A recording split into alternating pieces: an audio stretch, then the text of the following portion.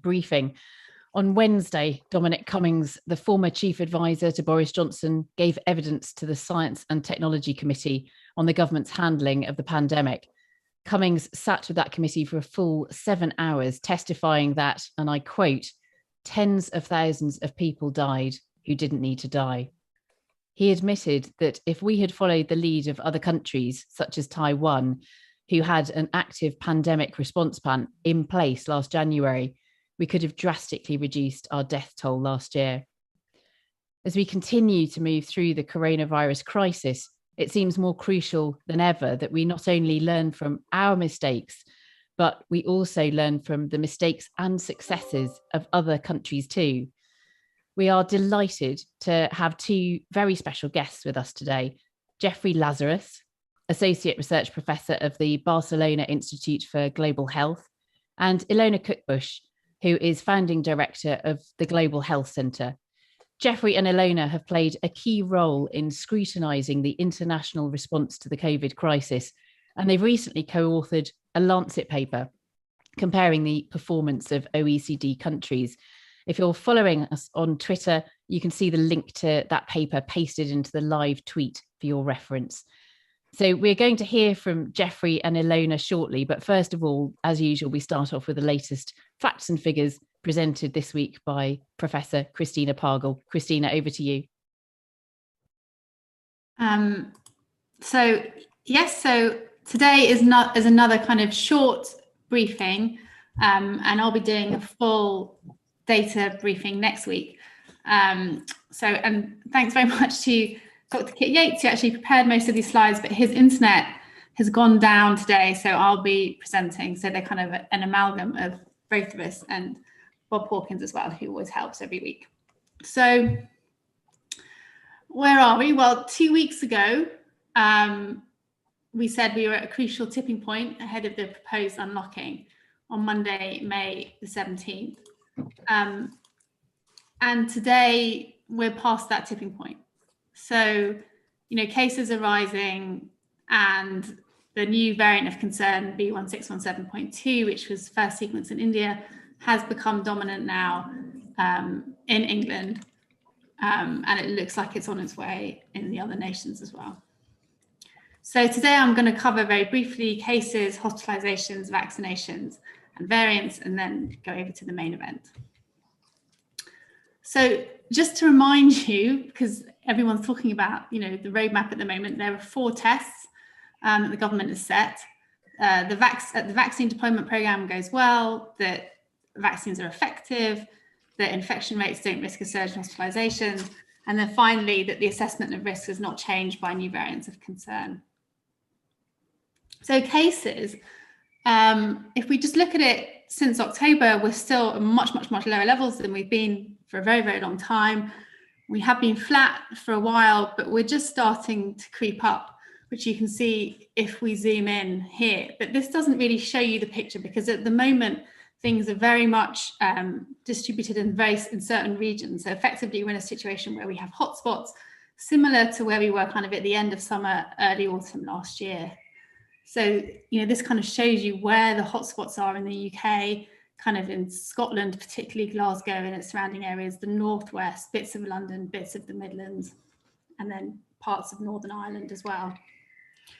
The ONS infection survey that was released today now says that there's a potential increase in England and Northern Ireland. Things are low in Wales, which matches the case rates you can see here, and there has been an increase in cases in Scotland. The other thing the infection survey showed now, this is for England and age groups, is that we are now starting to see increases in school-age children, and people under 25 now have the highest case rates in England, and that's also borne out just by confirmed cases in Public Health England. What we don't, and we know that where this new variant is very prevalent, particularly in Bolton and Bedford and Blackburn, cases are very, very high in school-age children. So we really need to have more detailed school data to do with this new variant, and it just hasn't been published so far. So I know the unions have called for it. Public Health England have promised it, but they haven't published it yet. So looking at hospitalisation, this is total hospital admissions in England. Again, things are way, way, way better than they were. Things look flat, but again, because it's all very regional and hotspots, you really kind of have to look at it by region. And this was a chart done by John Murdoch at the FT a couple of days ago, looking at it by region. And just overall in England and Scotland, you are seeing very small upticks in England, bigger uptick in Scotland, but you can see it's very regional. So Midlands, Northwest, and London, things are kind of going up. In other regions, they're still going down. And where it's going up, it is places where this new variant is growing.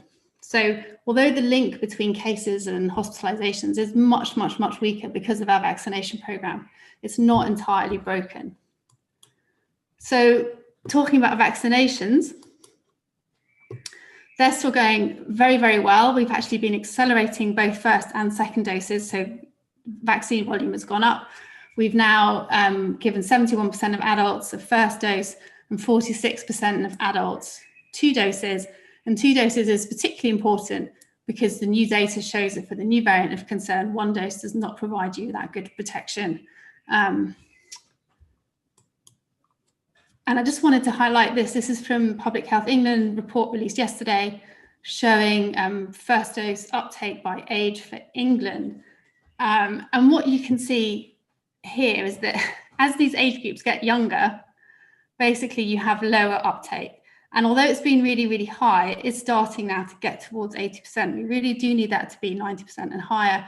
And for the over 40s, they haven't finished vaccinating that group, but it looks like it might not hit above 80%. So we do have to start thinking about how can we make it easier for people to get vaccines.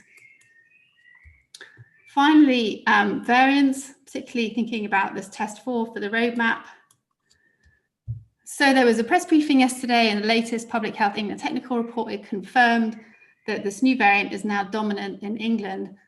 This is one way of looking at it, which can use all PCR confirmed cases, where you look at what's called the S gene, because the B117, which is what's called often the Kent variant, doesn't test positive in an S gene, and the new variant, often called the Indian variant, does, right? So the Kent variant here is blue, is purple, and the new variant is green. And you can see that since April, the new variant has been overtaking the old variant. And we're now in a situation where it's over 50%. In fact, here it's over 70%. So that's where the estimate of 50 to 75% came from yesterday. It's 50% if you look at actual sequence data, 70% if you look at this proxy, which is based on the S gene. If we look regionally, you can see that in the Northwest, it's now 84% of cases. In London, it's 72%. In the east of England, it's 70%. But everywhere, it's going up. Yorkshire and the Humber is still the place that's least affected by it. But eventually, just as Kent variant before it, we can now expect it to be dominant. We have gone past that tipping point now. And finally, there was a new variant announced yesterday under investigation, 109 cases so far in England. And it's a variant under investigation because we don't know very much about it, but it has all these mutations now. Obviously, I'm not expecting you to look at those mutations, but the point is it has a lot of mutations in common with other variants of concern, including the B161.7.2, which is now a dominant one, including the Kent variant. And there are things, and they're all mutations that are associated with being able to evade vaccines. Now, it says here it's coming from importation from a widening international area. It's coming from countries that aren't currently on the red list. And it just highlights the danger of having quite a leaky border policy. You know, there's no reason to think that B161.7.2 is the last variant that we're going to have to deal with. So we have to be really careful and protect our vaccination program by trying to avoid more importation of new worrying variants. So just to summarize, cases continue to rise. Positivity does remain flat, but that's partly because it's very, very regional, and certainly cases at the moment are still concentrated in certain hotspots. Just to say, before we talk about vaccination, Obviously, next week is half term, and that might, that might act as a bit of a distribution across the country, but let's hope not. So vaccination is still going very, very well. This new variant of concern, B.1.617.2, is now dominant, both by sequencing data and by the S gene data. Public Health England and SAGE are both pretty sure that it's more transmissible than B.1.1.7, which is kind of the old Kent variant. We also know that you need 2 doses of vaccine to get strong protection for this variant. So 2 doses seem to give you very good protection, but you do need them. And we're still only at 46% of adults and about 34% of all people who have 2 doses in this country. So compared to 2 months ago, we have a new dominant variant. It spreads more easily and it has some vaccine escape. So I don't think there's any way you could say we're not in a worse position than we were in 2 months ago. And so for me, we need to get and keep infections down. We need to protect schools. We know that now cases are rising in school-aged children. The best way of protecting schools is to get infections down, and we need to prevent new variants from spreading. And I will stop there. Thank you very much indeed, Christina. Now I'm going to hand over to Professor Martin McKee, who's going to introduce our 2 special guests today. And we'll have some Q&A amongst ourselves, and then we'll open up for further questions from the press and public. And we also have Yasmin Qureshi, the Labour MP for Bolton South East, with us as well. So welcome, Yasmin, and I'll bring you in after we have this discussion. Martin, over to you. Great. Thank you very much indeed. And we'll be doing this a bit like a conversation with Gabriel and myself, talking with, and you've already introduced Jeff Lazarus, and Ilona Kickbush has now joined us. And Jeff and Ilona are very long-standing friends. We've known each other for several decades. And Ilona is the founding chair at the global, just remind myself of the exact title here, the Global Health Center at the Graduate Institute in Geneva, and before that worked at WHO and at Yale University. And Jeff, who also worked at WHO when we were all there back in the 1990s, and now heads the Health Systems Research Group at IS Global in Barcelona. And as you mentioned earlier, Alice, they have recently published a paper which looked at the relative performance of OECD countries in terms of their COVID response. So maybe I could start, and I'm not sure who would like to kick off with this one, but in your paper, you argue that elimination approaches rather than mitigation create the best outcomes for health and for the economy and for civil liberties. I wonder if you could maybe summarize briefly what it was that brought you to this conclusion. Okay, I'll start, and Alana, if you want to join in. So basically, and firstly, thank you very much for having me, and thank you for the interest in our work, which was a multidisciplinary collaboration. So it was great to work with economists and social scientists in addition to public health experts.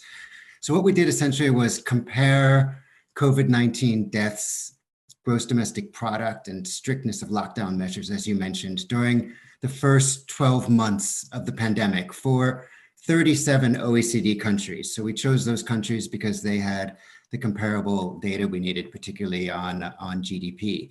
And we divided them up into 2 groups, 5 that were aiming for elimination and the rest that were working with or using the mitigation strategy. And essentially what we found, and it was in some ways it was a rather simple study, was that there were far fewer deaths in the 5 elimination countries compared to others. Likewise, swift lockdown measures in line with elimination were less strict and of shorter duration.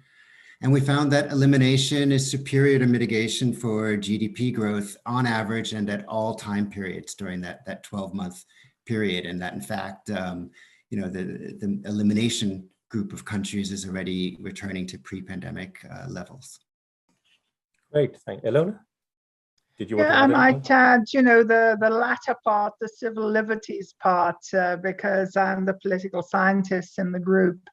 And what we found is that in a number of the successful countries, also the communication between the political decision makers and the citizens, meaning explaining the measures, was well established, was much more proactive, was much clearer. Also, to some extent, the cooperation between the policy makers, as we tend to call them, the political decision makers, and their public health experts and agencies. And that in general, it was seen as a kind of deal. You know, if we do this now strictly, then we will have all our freedoms back afterwards.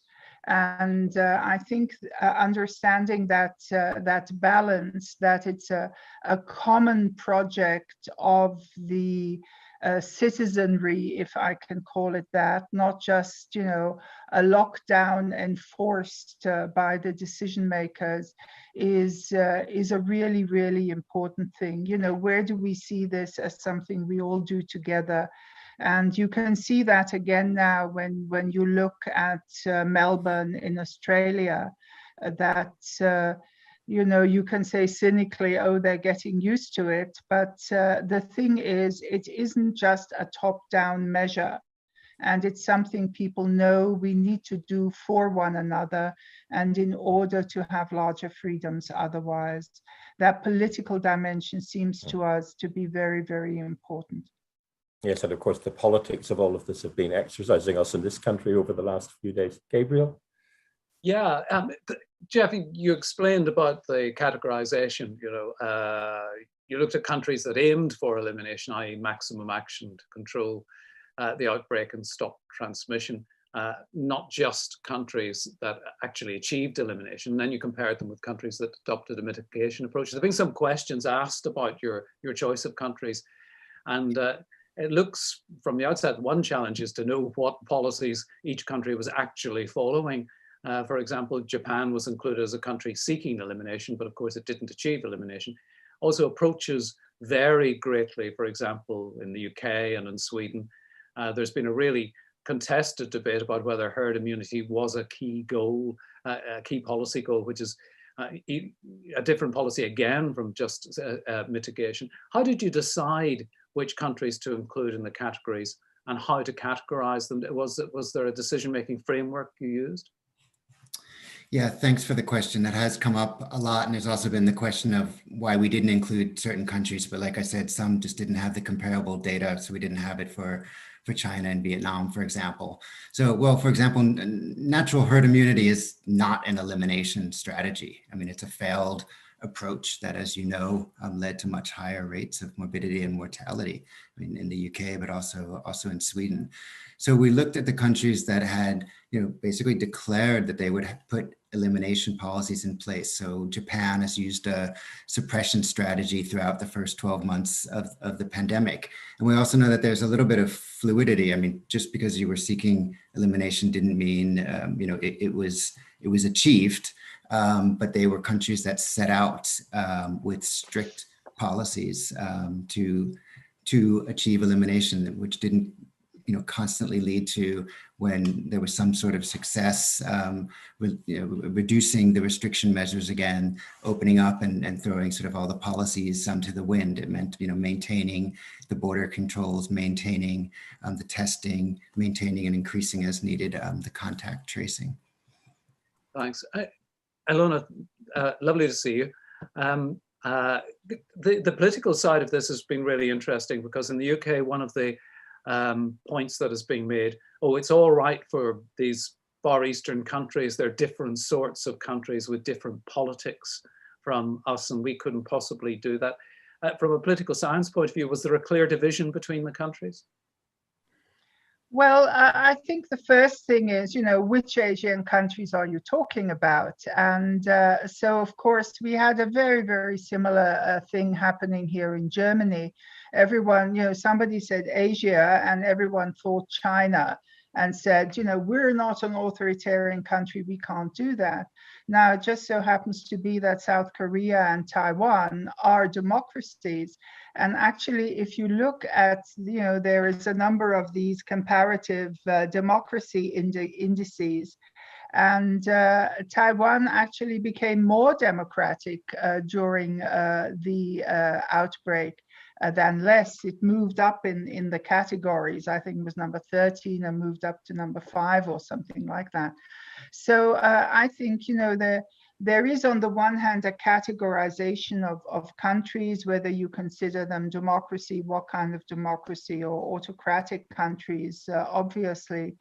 But very much, some other political science comparisons have actually said that in this context, in terms of COVID-19 success, the issue was not so much, one or other of these systems, but a competent government, good communication with the population, and an understanding that this was not just an individualistic safety enterprise. And that's been very interesting, because if you remember, probably a couple of months or weeks ago, the Economist again came up, with these listings about levels of democracy, etc., that their intelligence unit does very regularly. And I think that's one thing that partly has been undervalued, which is why I had a little bit of a problem, the colleagues know, with the title of our paper, which says civil liberties. Because you can either define civil liberties, and that seems to me to have been very much the case in the United Kingdom, or at least in England, very much as these individual civil liberties, my freedoms, or you define them in a larger solidaric democratic context. We do this together to maintain our freedoms as a democratic country. And these are the kind of things we're exploring further. We also did a project on democracy and health together with Tom Boyke at the Council on Foreign Relations, where we also tried to look at some of these components. What I find in the whole process, in terms of various work I was involved in, is the incredible arrogance with which European countries spoke about Asian countries, and an enormous unwillingness to learn, irrespective of what system they had, because one should be looking at their public health response. But also the lack of knowledge about how some of these countries actually function. And you'll remember, the whole discussion about mask wearing, which was put down to some strange Asian cultural factor, if not genetic, I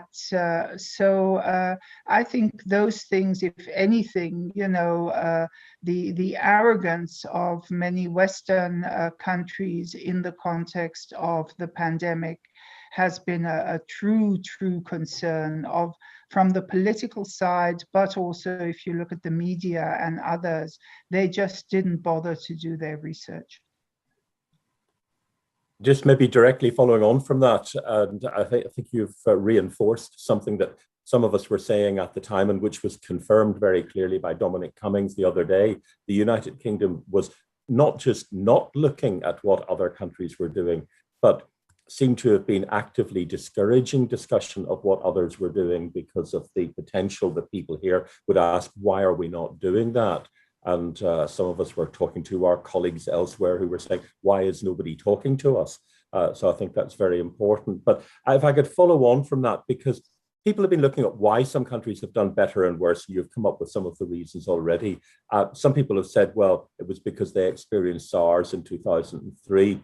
A lot of people have been saying, as they stand on this large lump of rock in the middle of the North Atlantic surrounded by sea, they've said, well, it doesn't apply to us. I mean, they're island states like Taiwan or New Zealand, ignoring the fact that Vietnam clearly isn't an island. And clearly there is evidence that female leaders have done better. But I just wondered what your theories were as to why it is that some countries went for this approach and others didn't. Yeah, well, I mean, there are a lot of theories, and I mean, it's obviously easier to protect the borders of an island state if you want to. I mean, the UK clearly didn't want to, or you would have done so. We have seen some countries with female leaders doing better. I'm in Denmark right now, and Denmark's been doing really well, but that's not the case across the board. I mean, I think the Southeast Asian countries, like Alana was saying, I mean, they do have a lot of experience, with respiratory disease. They have experience with, pulling out face masks when they need it because of pollution or because of an outbreak. So they were able to respond quicker.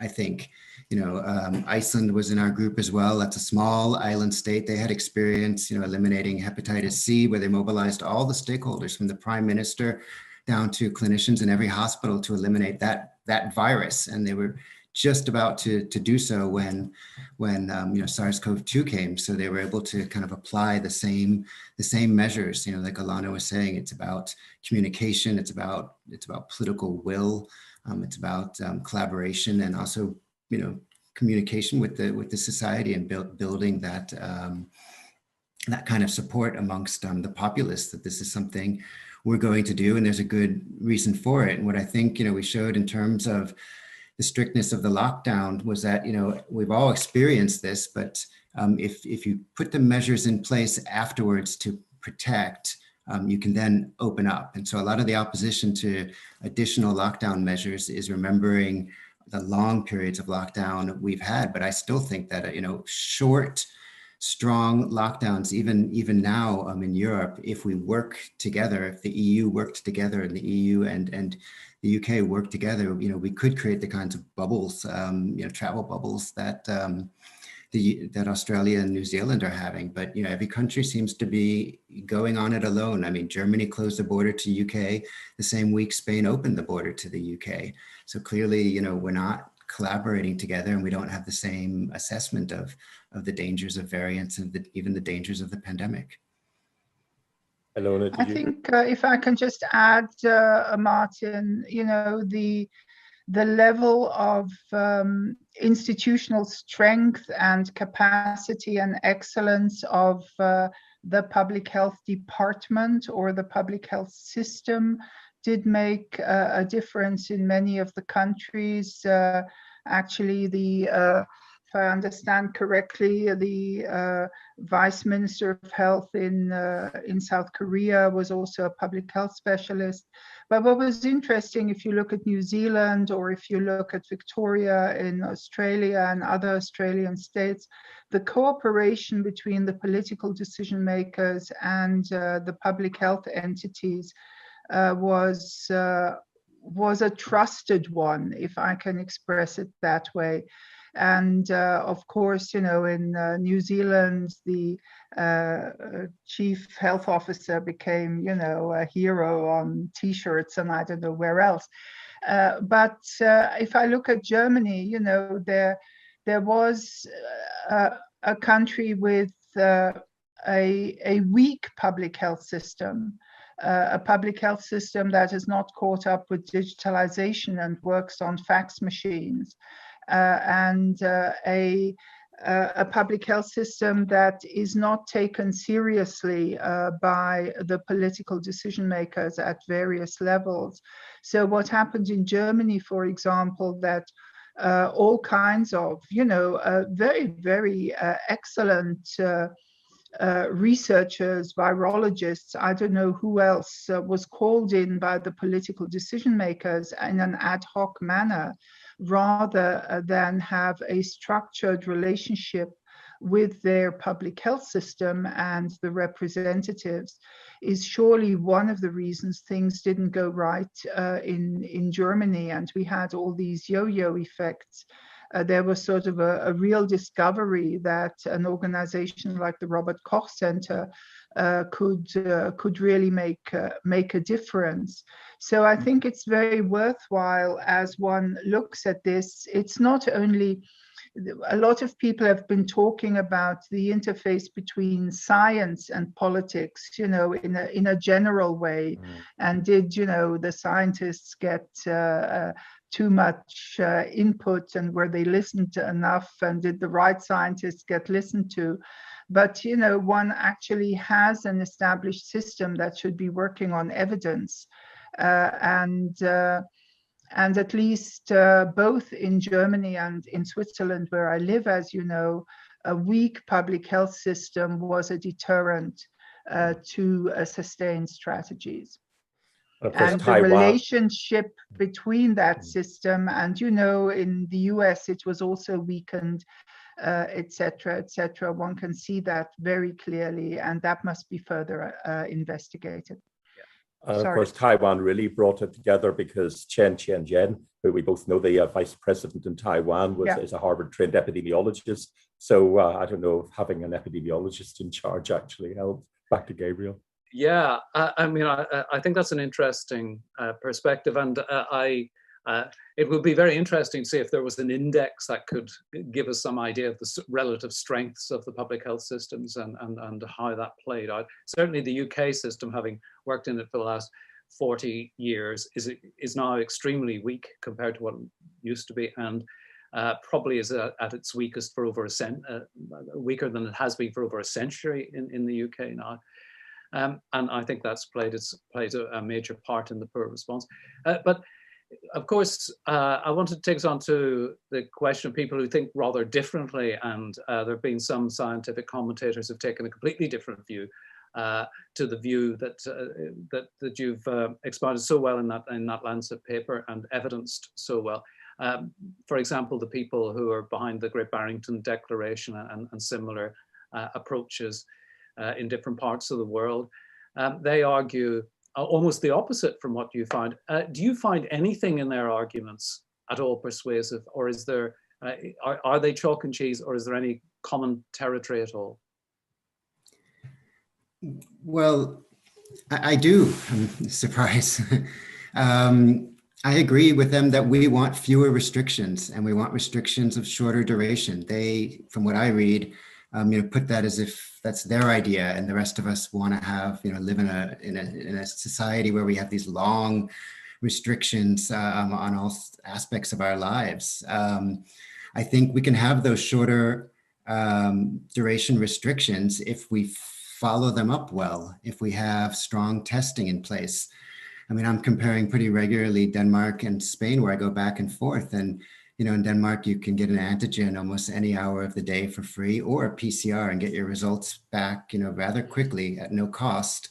In Spain, you'll be paying 35, 50 euros for an antigen and 110 for a PCR, and it will take a long time. So countries, they'll put in a restriction, and then they won't follow it up with making it easy to get tested.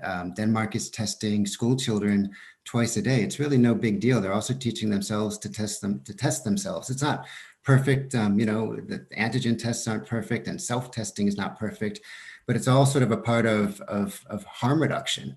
I disagree with what I've understood, scientists behind the Great Barrington Declaration say about protecting the vulnerable. It's hard to know who the vulnerable are. I mean, we can all agree they were in elderly care homes, and they were older. Spain just called the over 50 crowd the elderly, so I wasn't so happy about that. Everyone defines older and elderly differently. In Spanish, it was ancianos. But we don't know who has comorbidities that are going to make them result in more severe symptoms and worse outcomes. So it's hard to protect the vulnerable, which is why we need to protect society. And what we showed in this rather sort of simple study was that with those kinds of severe lockdowns, but of short duration and proper controls, you actually go back to opening society up. So they've been able to go back, in Australia, New Zealand, and other countries, even to some extent Denmark, which we didn't categorize as an elimination country, but has a lot of qualities of those elimination measures. They've been able to open up, whereas in the UK, Spain, and other countries, we haven't been able to open up the same way because they've chosen mitigation. Ilona, did you have any? Well, I think it's similar, and I mentioned it earlier on, and we also experienced that in our interdisciplinary no COVID group in Germany, that others try to classify us as the Stalinists that were trying to close down society and let nobody get a word in edgewise. Actually, our argument was just the opposite, that we as a democratic society join forces to do something together for all of us so that we all get our freedoms back sooner. And Jeff has explained that very well. And this whole issue about the vulnerable, it really is the question: who are the vulnerable? And do you also then want to introduce measures that the vulnerable can then also experience as being discriminatory? So, a more general strategy that again looks at the whole of society and then integrates what, we call, a sort of health in all policies approach, because meaning, yes, you then have to look at school and education policies and, whatever else, and labor policies. And of course, another part of all this closing, and therefore it's also different. The way it is looked at in some countries depends on the level of social protection that you have. And if you are in a country, even though it had a different strategy on the whole, like Germany or here in Switzerland, and you had, your social security more or less insured. Of course, there's always inequalities. I don't question that. But it's very, very different if you are in a country with a high level of social protection, which also means, Taiwan, New Zealand, and others, or, you're doing a close down in Peru, where you're stripping people of their livelihoods. So that contextual thing, I think, at least for us political scientists, is incredibly important. How well then are also people taken care of in society, and what makes it easier for them to be part of a common solution. And that's something, we do have to factor in.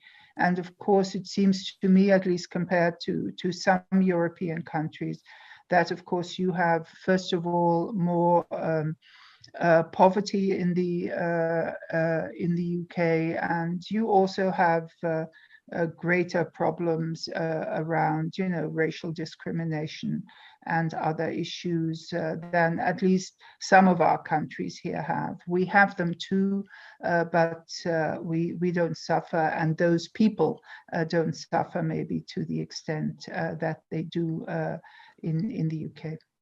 Well, great. Thank you very much indeed to both of you. Gabriel and I both could be asking you questions all day, but we do have to move on. And I think there may be some other questions from people who are listening in. And maybe I'll just pass back to our chair, Alice, at this stage to take us on to the next bit with any questions from the audience. Thank you very much to both of you. Thank you. Yes, thank you very much, Jeffrey and Ilona, and everybody else that was involved in that fascinating discussion. And as Martin said, I mean, I could have just listened to that discussion all afternoon. I think it's so insightful. And I hope that many of our viewers are also able to look at that Lancet link, because what you're saying has this very firm evidence base that an elimination strategy is best for the economy, best for health, and impinges the least on civil liberties, which seems to be the main argument against it always. So that's fantastic. Thank you for that. And it's brilliant to have that Lancet link there and all that evidence. So we're going to open up to questions now, and I'm going to go straight away to Yasmin Qureshi, Labour MP for Bolton South East, to invite you for your question. Yasmin. Thank you so much, Alice, for that, and good afternoon, everyone. And that was a really helpful discussion as well, very informative earlier on, as well as the graphs that you shared about the situation across the country. My question is actually quite straightforward. But I want to explain the context in which why I'm asking this question. Now, it seems that the statistics are showing that there is little evidence of vaccine hesitancy, yet the myth still continues and is perpetrated, especially amongst the BME community. And I really wanted to ask how we can help to dispel this myth. And the reason I ask for this is this. So, as everybody knows, Bolton's been in the news for the wrong reason. But it's a great place, honestly, lovely place. Do come and visit if you're ever around this part of the world. That we had the Indian variant rising and the infection rates were high. It was very unhelpful for the Secretary of State to then stand up in Parliament and essentially suggest that the reason our infection rates was high was because of vaccine hesitancy. And as a result of that, I had to respond. I think some people might be following publicly about the fact that's not the case. There were, some issues about how it was rolled out and things which I touched upon publicly. I, of course, then got slated by the keyboard warriors on social media, and of course some people writing to me as well, saying automatically that because the infection rates were higher in BL3 and BL4, which does have a more BME population than some other parts of Bolton. And I was accused of trying to hide away the fact that I'm trying to defend the Asians and the BME communities, and that, I'm being disingenuous. And I even had people then email me to say, we the British people stayed here and all the Indians and others, you lot basically went away.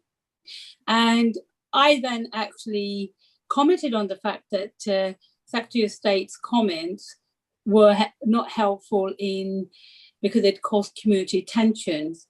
I then got a pile-on from the Mail on Sunday's article, and then Dan Hodges sort of saying, I'm trying to bring in political correctness and people are dying, and was having a go at me. And as a result of that, I got more emails about people. So the narrative turned from basically whatever issue about vaccine hesitancy into the fact that, well, the reason everybody in Bolton is infected is because the BME community are hesitant in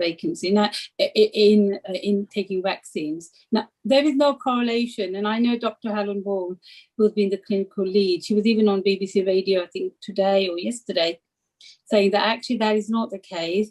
There was some issues about how it was rolled out, but once it started rolled out into the community, which is what I've been arguing for, the pickup rate was massive. You saw the long queues when it was made available in the community. So vaccine hesitancy wasn't the issue, and it really wasn't helpful. However, the myth is still out there, and what I really want. And, despite people like Dan Hodges saying I shouldn't raise things like this and somehow I'm trying to turn everything into a race issue, the reason I'm saying is because Mr. Hodges doesn't see the emails and he doesn't see the stuff that gets written on Twitter and stuff that gets written on Facebook in Bolton. And, I really am trying to ask experts here your help as to how we can deal with this.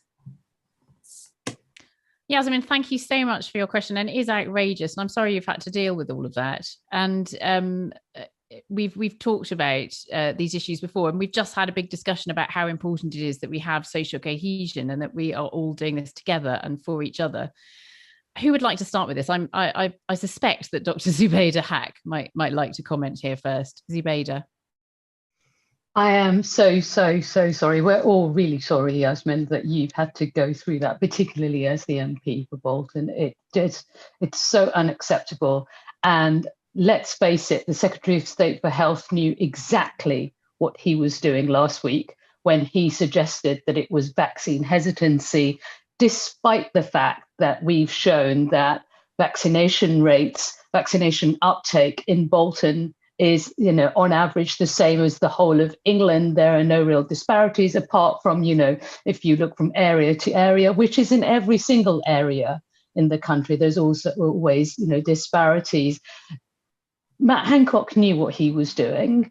There's no question that it was dog whistle racism, because he knows that Bolton also has high rates of Black and ethnic minority communities. And he was hoping, and it worked, that people added those things together to come up with something which was utterly untrue. At the same time, Yasmin, if you recall, there were approximately 18 patients in hospital at the time, and 5 of those patients had already taken up the vaccine. So while the Secretary of State was pointing to the hospitals as evidence of, only people ended up in hospital because they hadn't taken the vaccine, that was utterly untrue. So I think you were right to call it out. And I think it's unacceptable that right-wing papers scapegoat ethnic minorities in this pandemic. But it is what this government have been doing. They've put politics before public health, and they have put scapegoating and deflection. They have used scapegoating and deflection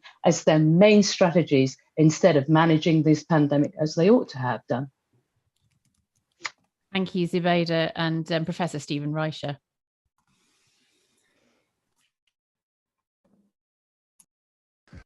When we have the inquiry that we need, and we should be having now, it will point to the huge public health errors, the failure to lock down, the failure to develop test and trace based on localities, the failure to support people to self-isolate.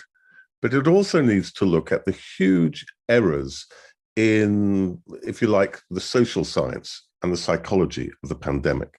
And central to those is the way in which the government has treated the public as a problem rather than an asset, to hector them and to warn them with fines rather than work with them in order to overcome the pandemic. And the narrative of blame is very much at the core of that. It has cost probably tens of thousands of lives as much as anything else. And the reason why is that the notion of blame implies that people have had free choice and have chosen to act in particular ways that make them infected. It completely ignores the information that the government has or rather hasn't given, and completely ignores the structural and social areas in which the government has failed to give support. And the simple reason why people get infected is that they are more exposed. And the simple reason why they're more exposed is because they're more vulnerable or more deprived or more discriminated against in various ways. And therefore, when people become infected, the response should be to ask, well, how can we support people? How can we deal with the fact they live in multi-generational households that are crowded? How can we deal with the fact that they have to go on public transport, they don't have their own houses? How do we deal with the fact that they go to crowded workplaces and can't stay at home and can't work at home and don't have gardens and so on? The whole narrative of blame, in effect, is handing over to the public and is saying over to you, rather than the government scrutinizing what it has and hasn't done itself. So, of course, once you start blaming people, then you're inevitably going to blame the more deprived, because the more deprived are more infected. And inevitably that will lead to class prejudice and it will lead to racial prejudice. But as I say, it reflects an absolutely fundamental failure. And as I say, when we come, and I hope we do it sooner rather than later, to investigate the reasons why the UK response has been so appalling, I hope this will be every bit as much at the centre of the analysis as all the other factors, so that we never do it again. Thank you very much, Stephen. And Professor Jeff Lazarus, you'd like to comment here too. Thanks. It's hard for me to comment specifically on your situation, but thanks for providing that context. I think what we're seeing around the world in many countries is this is becoming increasingly, an infection and a disease affecting the most, marginalized populations. But when I saw the, data from the UK presented at the beginning, which is, the vaccination rates are amazing, but still the majority of the population has not received their second dose. A third have only received what was it, one dose. I mean, you still have a population that's largely,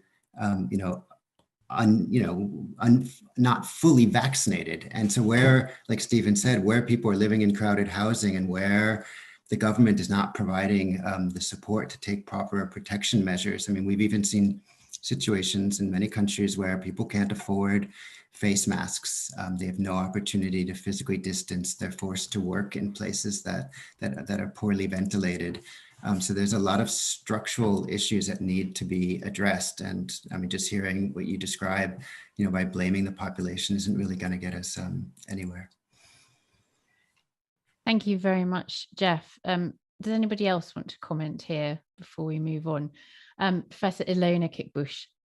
Yeah, just to add to the vignettes. I mean, it happens in all countries, obviously. In Germany, it's interesting under the aspect that we have a right-wing party, the AfD, which has tried very hard and continues to try in various regional and the national parliament to put the blame on, as one always says in Germany, on the migrants. What that has led to, and that is good, is that all other democratic parties actually stand together against such an interpretation of the situation. And that has been, again, an important democratic message that we are not willing to assign blame. On the other hand, it has taken quite a while as a counter-reaction. That's why I mentioned that fear of discrimination, that also, political actors in Germany have this fear of singling out groups, because it can then, be an inroad for the right wing to actually say, oh, look, you're saying too they're the problem or something. So it's a difficult balance of vulnerability. What's been really interesting in Berlin recently, because some of the right-wingers made similar arguments as you described, Jasmine. So the way the city parliament reacted was it created, it has installed mobile vans for vaccination, and went to those so-called problem areas, and without much ado, just went there, told people you can get vaccinated. There are these ever so long queues of people wanting to get vaccinated, and they actually just had the news report on that. Look, here are all these people wanting to get vaccinated, etc. So a different narrative started to evolve. So we haven't had, while the right wing keeps trying to push the agenda, we haven't had quite that response from people. No, we've had none of that from people close to the government. Actually, absolutely none of it.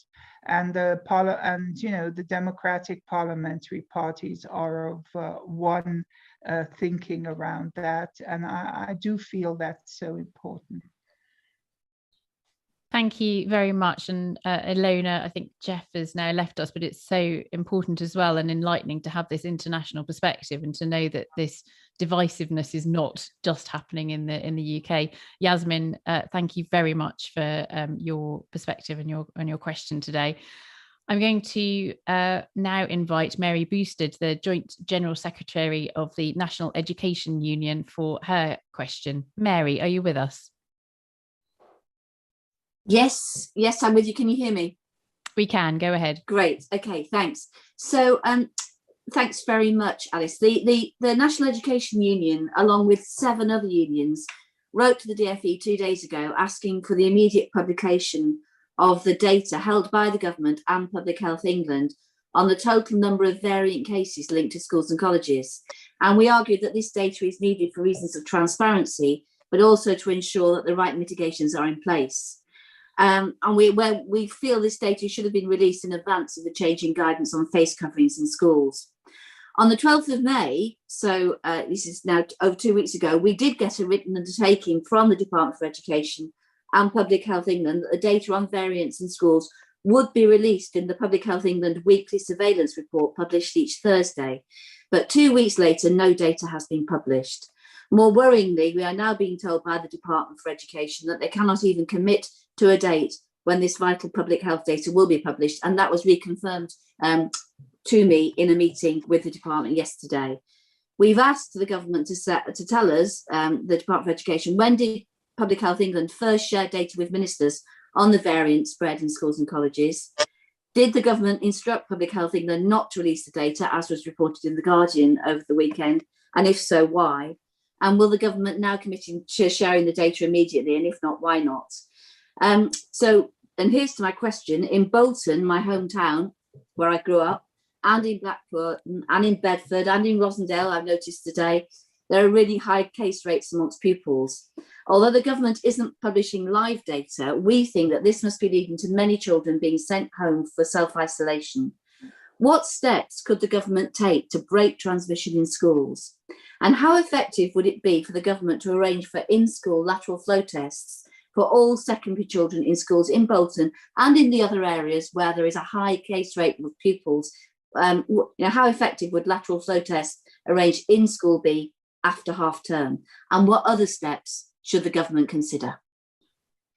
Mary, thank you so much for that. And I'm going to hand that straight over to Professor Christina Pargle, because there's a very interesting piece published in the BMJ today, which I've just been tweeting about, authored by Christina and also two other members of Independent Sage, Stephen Reicher and Martin McKee, along with Deepti Gurdasani and Hisham Ziadeen.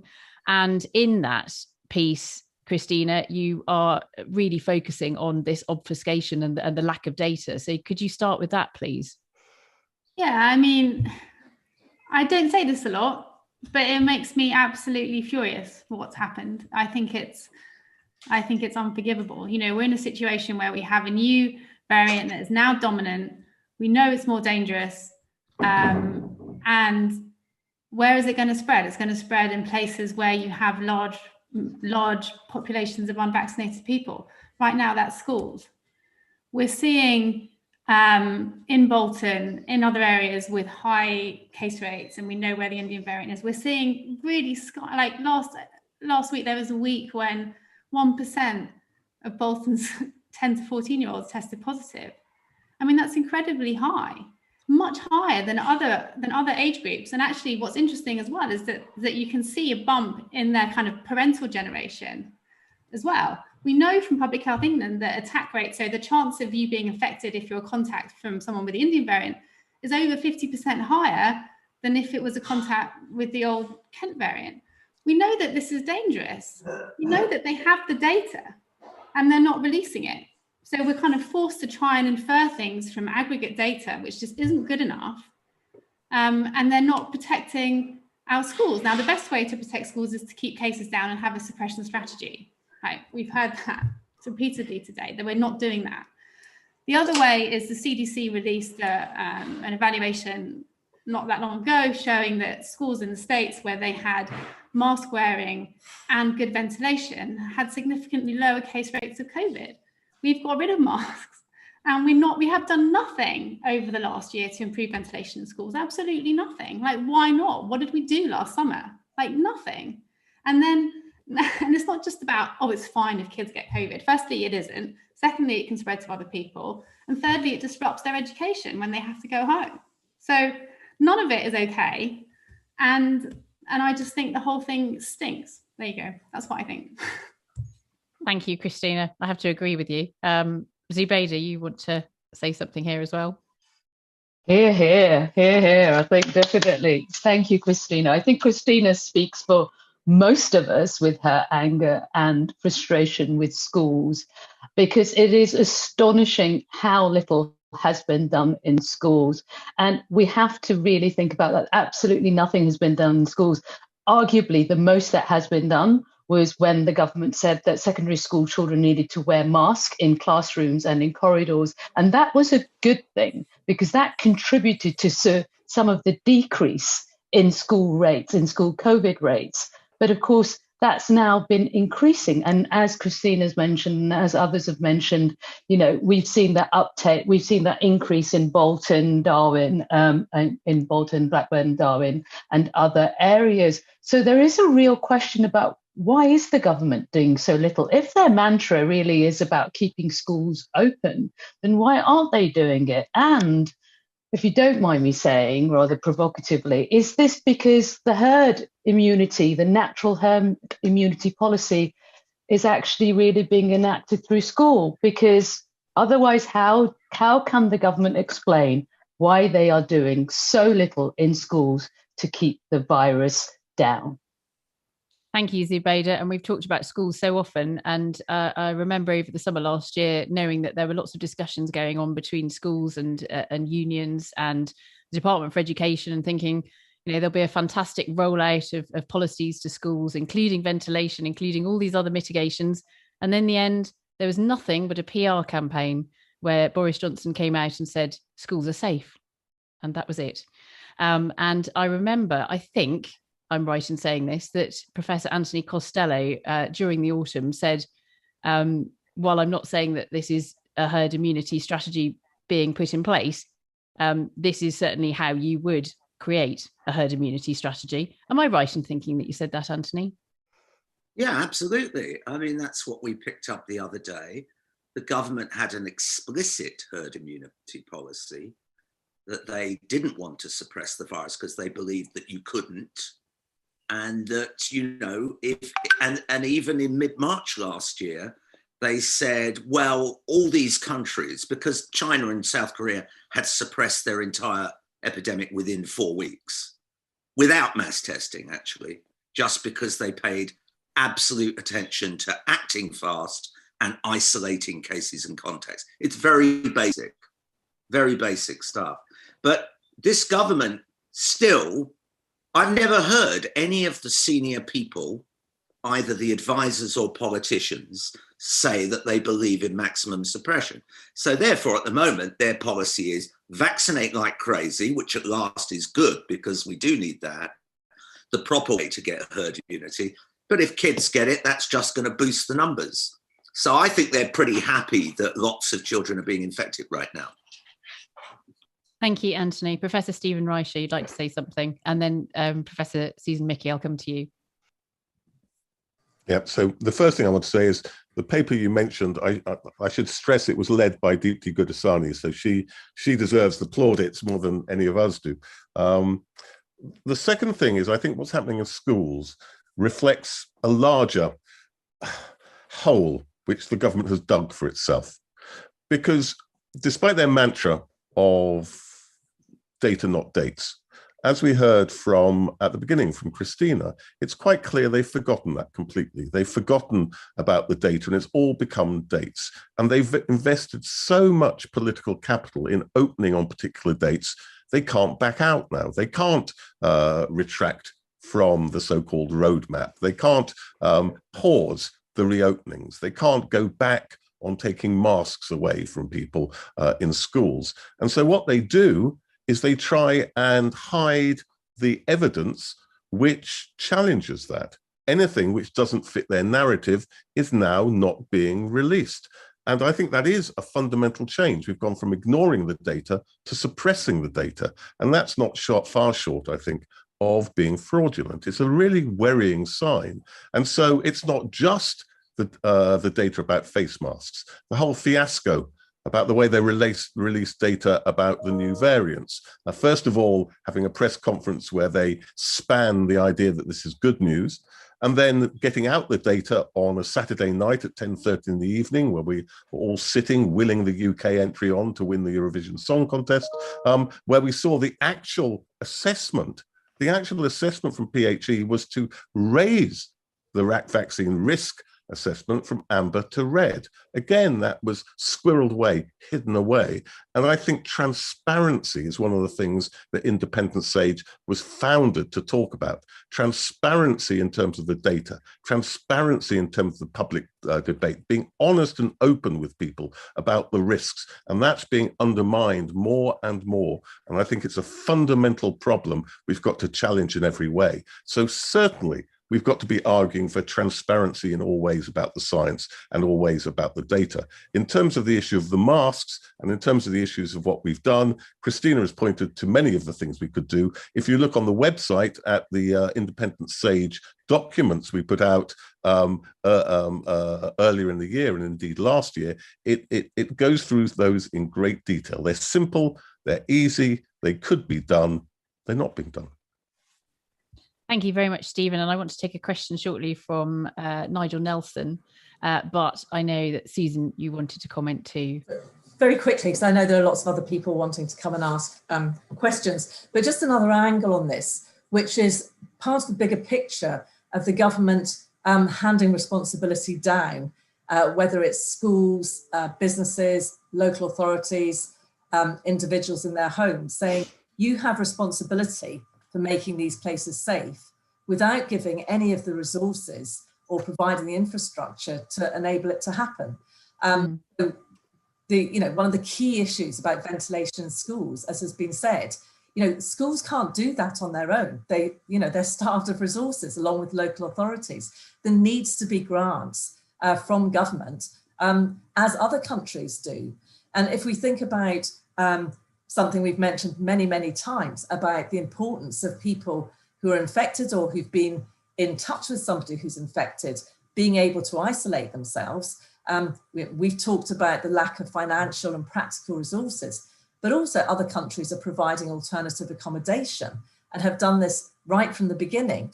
And only now this country is saying, well, let's pilot in a few areas doing this. So I think it's part of a bigger picture that is obviously been very unsuccessful to say, we're not taking responsibility, we're giving responsibility to other people, other organisations, other parts of society, but we're giving none of the resources or help that's needed to actually achieve safety in all these places.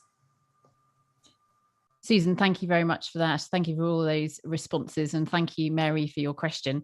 And now I'm going to take a question from Nigel Nelson of the Sunday People. Nigel. Thanks, Alice. Very lively today, isn't it? I wanted to ask a question about vaccines, and apologies if the science is a bit shaky, but that's why I come to these meetings, so you guys can put me right. There was a report in the New York Times this week, which was quoting 2 studies in America, and this was a study of immune cells in bone marrow. What they both seemed to suggest was that if you have had the disease and you are then vaccinated and get the 2 doses, you should have lifetime immunity after that, which obviously would mean that the booster jab was not necessary. Firstly, do you think that is right? And secondly, could this be a way to encourage uptake? Thank you very much, Nigel. So who would like to answer this question on vaccination? Professor Martin McKee. Yeah, no, very good question. What we do know is that people who were infected with SARS in 2003 retained immunity right up to the present. So that's 17, 18 years. However, the crucial thing was that SARS has not been being transmitted, so it's not mutating. So it does seem that immunity against coronaviruses can be very long lasting in many people, perhaps not in all, because the numbers are not that enormous. So I'm personally in the camp of being relatively optimistic. However, of course, the big difference with SARS is that this virus is being transmitted and it is mutating, and I think that's really the issue that we need to confront. So I don't know if that answers it, but I think the waning antibody levels, I think, are less of an issue because there's no point in the cells that are producing the antibodies keeping producing them if there's no virus around. But you've got the memory cells that will be able to kick in the future. But other people may have different views. But a bit of speculation there. Thank you very much, Martin. Does anybody else want to comment on this then? Immunity and vaccinations, because we were talking about having to have boosters in the autumn. Is that still part of the strategy? Do we know? Well, I've heard it said, but it seems to me that the more useful thing would be to re-engineer the vaccines that we have got to ensure that they are more effective against the variants that are emerging. One of the things that I've been doing with a number of colleagues across Europe and an exercise for WHO is to do some sort of horizon scanning to try to think through what the different scenarios are and how many potential variants there might be, given what we know about the biology of the virus. And, you know, we're again speculating on this, but it does seem that there's probably a finite number of variants that we might get, and it should at some stage be possible to produce a vaccine which is likely to be effective or sufficiently effective against future variants, even with the knowledge that we have already. So I would rather see that we had perhaps another 1 or 2 rounds of vaccination with re-engineered vaccines as the knowledge of the virus and its variants emerge.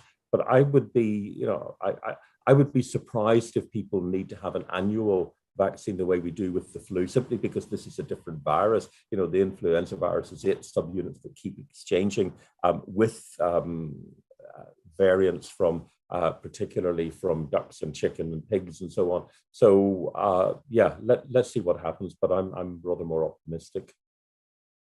Thank you, Martin. It's nice to have an optimistic note in the middle of everything else, isn't it? Gabriel, did you want to comment too, Professor Gabriel Scally? Yeah, like Martin, I'm from Belfast, where the definition of an optimist is someone who hasn't heard the bad news yet. I'm kind of on the pessimistic side, because I think the problem is that we do know there's a variation in terms of the protection provided by vaccination. I believe, I might be wrong, but I haven't looked at it in the recent days, but South Africa is still not using AstraZeneca vaccine because it doesn't provide great protection against the dominant variant or one of the significant variants there. So we do know there is that variation.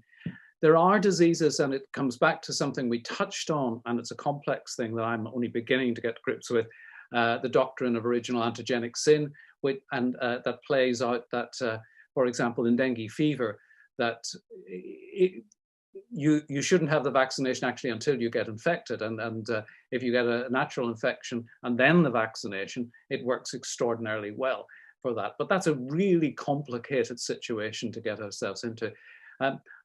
I think it will be necessary to update the vaccines as necessary, but the only reason it'll become necessary if the virus, as Martin said, continues to mutate. And the thing that drives the mutation is the case spread and the huge volume of new cases that are generated across the world every day.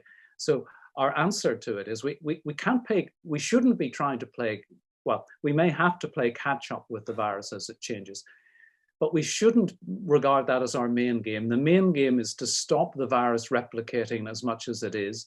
And the best way of doing that is using the vaccines that we have already, that we know provide a lot of protection, but use them globally. And we are not able to do that because of the restriction on production of the vaccines, and that's caused by the patents being in place. So it comes back to something that Independent Sage have been saying regularly. Our best long-term protection is to get the virus under control across the world, and our best way of doing that is allowing patent waivers and mass production of vaccine across the world. That's the best thing we can do in the face of a consistently and continually mutating virus. Thank you so much, Gabriel. I'm going to have to move on now, I'm afraid. We're very, very short of time. Nigel, thank you so much for that question. Lovely to have you, as always. And we're going to squeeze in just a few more questions. Please keep them short and sweet. Firstly, Melissa Bruntsberg. Melissa.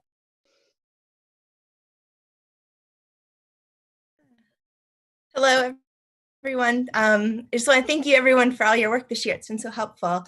I'm a mother of 3 kids under the age of 6, and it seems to me, listening carefully to the government, that they never discuss vaccination for children. And if the trials show that it's safe, I was just wondering what Independent Sage thinks about the importance of vaccinating children, and if, especially given today's discussion around long COVID, mutation, and the lack of mitigations in schools, is that a risk that's appropriate for kids to take without their consent?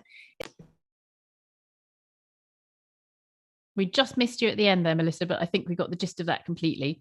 So who would like to start with this? When you're talking about the risk, are you talking about the risk of children having COVID without? Correct. Yeah, so being put in those positions where they're actually quite likely to get it if it is spreading around schools and preschools. Who would like to start with this then? Question about vaccination and children. I'm going to pick on somebody. I'm going to pick on Anthony. Well, it's not an absolutely straightforward issue, because my view is if it's safe, which it seems to be in America, it's been ratified down to the age of 12, and you've got a dangerous virus, okay, most children have a much milder infection, but a significant number get long COVID. And there have been 2,000 admissions, at least, I think possibly more now, to ICU in America, and several hundred here. So this is not a trivial infection. On those grounds, you would vaccinate, certainly down to early secondary school age. You could then even argue going down into primary school. But I think there are some issues which I haven't really grappled with, and that's why I would leave it to the Joint Committee on Vaccination and Immunisation, around whether there would be any perverse effects of vaccinating children on the dynamics of the epidemic. Because sometimes vaccinating low-risk people can have odd effects. And I would want to, I've seen this argued in one paper, and I think it needs to be looked at very carefully by all the experts, the immunologists, the virologists, and the population dynamic people.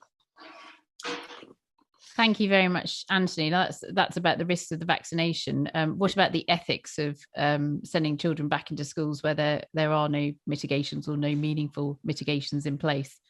I wonder if you'd like to comment, Zubaida. I mean, this is a constant problem, isn't it, Melissa, that we have here, which is that, you know, even when the government were talking about testing children with a lateral flow test, I found it extraordinary that they were ignoring the fact that here they were asking children to do the lateral flow test, and then they were going to throw them back into the same environment that has very few, if at all, any mitigations to keep the virus down. And it's a really difficult one because, you know, even with summer coming up, you'd think that they would minimize the risk by having more outdoor classrooms, by spreading, you know, really reducing class sizes so that there would be less spread, you know, there'd be more ventilation. They know ventilation is better, but absolutely nothing is being done. So it is a really difficult one. And yet again, we're at this crossroads, this time with the new so-called Indian variant. And I just don't know. We're all very, very frustrated, but I think we need to keep on the pressure and ask for that data right now from Public Health England to see what's going on with school outbreaks. Zubaida, thank you so much. Melissa, thank you for that question. A quick question, please, from Stacey McSharry. Hi there, thanks for having me. So my question is about the lifting of lockdown. Slow the spread, remain vigilant. These are all phrases that have become too familiar probably for most of us throughout the pandemic. However, the guidelines are increasingly unclear, contradictory, and at sometimes going against the science. So how do we discern what is or isn't safe to do? And how do you propose we as the public navigate this come June when supposedly all the restrictions will lift? As they say, everything is permissible, but not everything is beneficial. Thank you very much, Stacey. Susan, I know you'd like to answer this one. Yeah, really good question. And it's incredibly difficult. And I absolutely agree with your assessment of the lack of guidance, of vague guidance, of contradictory guidance, of guidance without any explanation. And we heard previously from our guests about how differently that's done in other countries with a very good impact, very good effect. So we are where we are with this. And I think the key thing for everybody is, as has so often happened, you know, taking things into one's own hands about being cautious. And right at the beginning, you know, people were locking down well before the government suggested it, is to really think about how the virus transmits from one person to the other. You know, what are the main routes by which that happens? And one of the things we've learned more over the last few months is about the primary transmission route of aerosols, which is why the huge emphasis on being outdoors and on ventilation when you're indoors.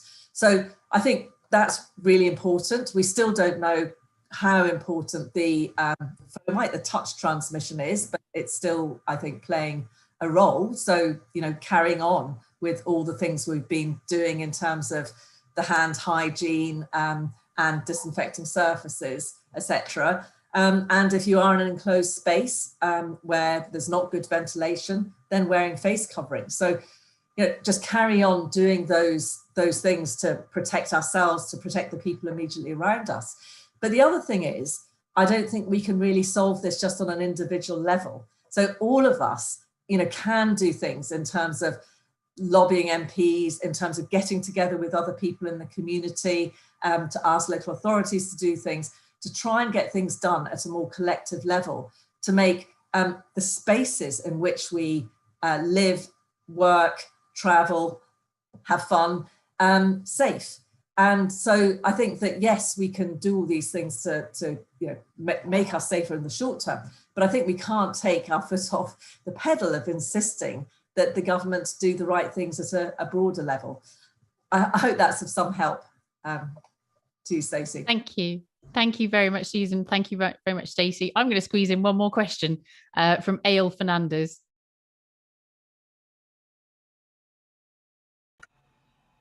I hope you're still there. Hi. Yes. Yeah, I'm Hello. here. Sorry, I just can't turn on the video.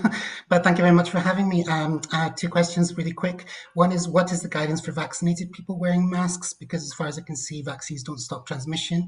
So is it right to suggest that vaccinated people should continue wearing them and distancing?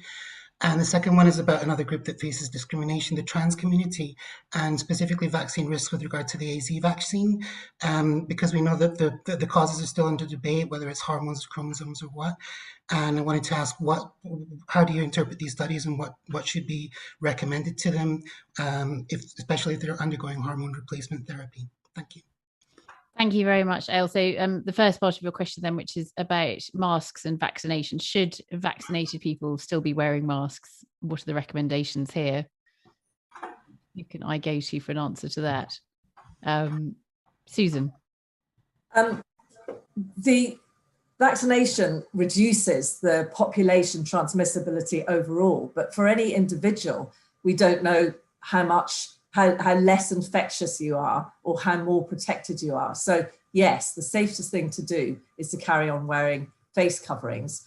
I'm not medically qualified, other people on the call are, but my understanding is with the AZ vaccine, the earlier concern in terms of particular hormones hasn't been borne out when the larger studies have been looked at. So that's my understanding of the situation. So hopefully. Thank you, Susan. And Martin, you were nodding your head there. Yeah, the advice for everybody is get vaccinated with what you can get vaccinated with.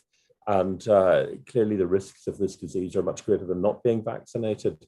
And I'm not quite sure I just would stick to that, get vaccinated. Thank you. Thank you very much indeed. I am going to wrap it up now. Sorry we couldn't squeeze any more questions in today, but thank you for have had in that amazing discussion. I'd like to invite Sir David King, as usual, for some closing thoughts. Sir David. Alice, thank you very much. I think this has been a very, very important discussion, and I just want to draw attention to the questions that have been raised about honesty in the way in which the government is handling the situation.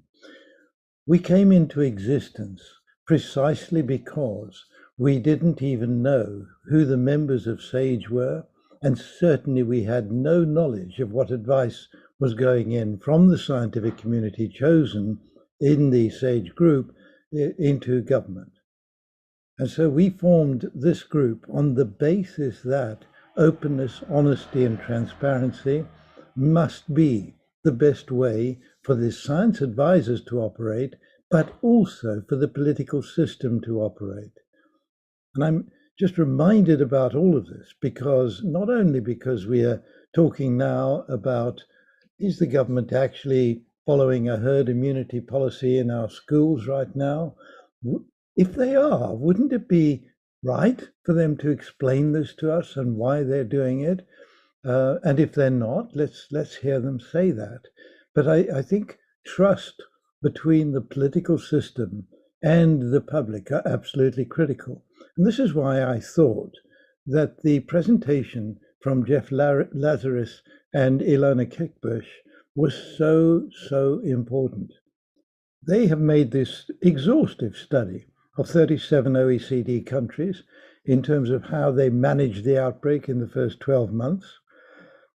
And they concluded that where the elimination approach was taken, which is what we have been pursuing all of this time, where elimination approaches have been taken, the impact on deaths and the impact on GDP growth has been the smallest.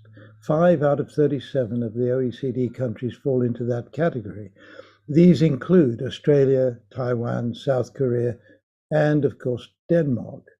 Now, what we do understand is that the trust of the public in those countries was managed equally in that process. So I just quote to you from what Ilona said. We as a democratic society join forces to do something for all of us. That's what happens in a society which followed an elimination approach. And unfortunately, we're not in that category. And in fact, the impact on our death rate and the impact on our health and the impact on our GDP growth has been really one of the worst in the world. So I leave you with that. I just feel that there's a sense of frustration in the group. This wonderful group of experts, drawn very, very carefully to represent not only the healthcare society, but other aspects of our society, experts that would stand high in any world forum, we're not being listened to by the government. And this really does leave us all with a sense of frustration. Thank you. Thank you very much, Sir David. And thank you to all of our independent SAGE scientists and to our special guests today as well, Geoffrey Lazarus and Ilona Kickbush. And thank you everybody who is watching today. We appreciate your continued support. So David has just reminded us that independent SAGE was set up precisely because of the secrecy and lack of transparency around the pandemic response right from the very start. And we've heard much more about all of that this week, of course. And we need to have trust between scientists and the public. We need to have dialogue. This is why Independent SAGE is here and will continue to be here as long as we're needed. You can learn more about the story of Independent SAGE from a documentary produced by The Citizens, which premiered just this week, and that's on the Citizens TV YouTube channel. Please follow us on Twitter and Instagram if you don't already, and please continue to send us your questions via those channels as well. Thank you all. Stay safe. Keep well. Thank you. Bye.